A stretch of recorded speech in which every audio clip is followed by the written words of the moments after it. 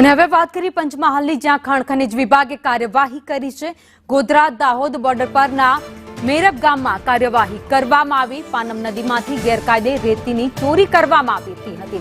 રેતી ચોરી કરતા વાહનોને જપ્ત કર્યા છે।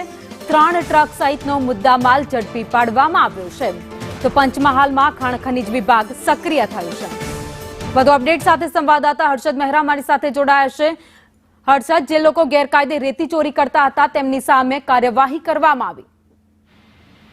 જી, છેલ્લા કેટલાક સમયથી ખાણ ખનીજ વિભાગ જે ખૂબ જ સક્રિય જોવા મળી રહ્યું છે ને છેલ્લા 2 થી 3 મહિનાની અંદર પંચમહાલના ખૂણે ખૂણાથી રેતી ચોરો જે છે એ રેતી ચોરોને શોધી કાઢીને તેમની સામે કાર્યવાહી કરવાની ખાણ ખનીજ વિભાગે એક રીતે કહી શકીએ કે શરૂઆત કરી દીધી છે। અને વધુ એક મામલો જે ગોધરા દાહોદ બોર્ડર પર મેરબ કરીને ગામ આવેલું છે, ત્યાંથી પાનમ નદી પસાર થાય છે અને પાનમ નદીના પટમાંથી રેતીની ગેરકાયદેસર ચોરી કરતા જે ખનીજ માફિયાઓ છે તે લોકોના એક જેસીબી અને 3 ટ્રક સહિત વાહનો ઝડપી અને આગળની કાર્યવાહી કરી છે। આભાર માહિતી માટે।